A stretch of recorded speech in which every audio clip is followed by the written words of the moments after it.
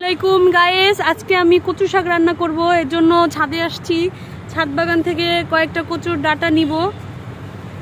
তো আমি আসলে খাই না, তো আজকে দেখি একটু রান্না করে কেমন লাগে।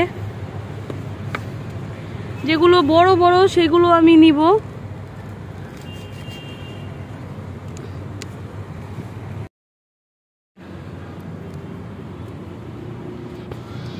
এই যে আমি আজকে সংরক্ষণ করলাম এই এতগুলো কচু শাক, এগুলো আজকে আমি চিংড়ি মাছ দিয়ে রান্না করব। দেখুন কত সুন্দর আমাদের ছাদ বাগানে।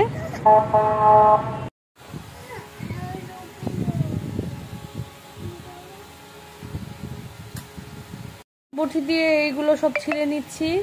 ছিলে তারপরে এই যে এখানে এইভাবে করে টুকরো টুকরো করে কাটবো, তাহলে কচু শাকটা খেতে খুব ভালো লাগবে। তো এই তো গাইস, এই যে কচু শাক সিদ্ধ দিয়েছি, দেখুন কত পানি উঠেছে। এটা হচ্ছে আমাদের ছাদ বাগানের কচু শাক।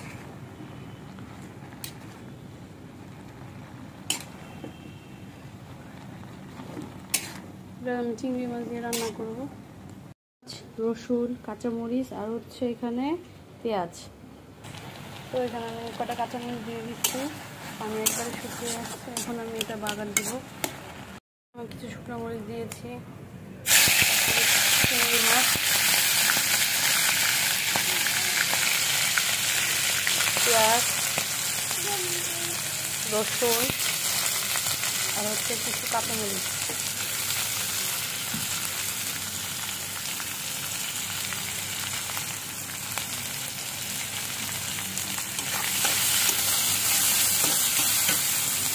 কচু শাক ঢেলে রেখেছি। তো এটা ভালো করে ভেজে তারপরে আমি হচ্ছে দিয়ে দেবো চিংড়ি মাছ দিয়েছি।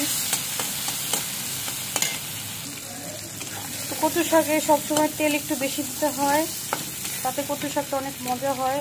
আর যদি ছাদ বাগানের কচু শাক হয় তাহলে তো আর কোনো কথা নেই। ছাদ বাগান বলতে গিয়ে কচু শাকে আসলে ওরকম কোনো ফরমালিন দেওয়া হয় না। তো কচু শাকটা খাওয়া খুবই ভালো, চোখের জন্য উপকার, ত্বকের জন্য উপকার, কোষ্ঠকাঠিন্য দূর হয়। তো অবশ্যই আপনারা ট্রাই করবেন। তো আমি একটু চিংড়ি মাছ দিয়ে রান্না করছি। তো এখন আমি কচু শাকটা দিয়ে দেবো।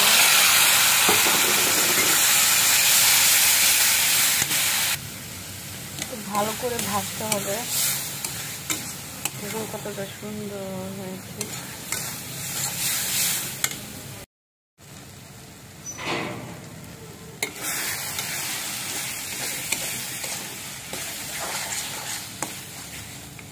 গাইস, দেখতে পাচ্ছেন ধোয়া ওঠা কচু শাক কতটা সুন্দর, কতটা মজাদার হয়েছে, দেখতে পাচ্ছেন। তো সবাই আমার ব্লগটা দেখবেন, ভালো থাকবেন। আল্লাহ হাফিজ।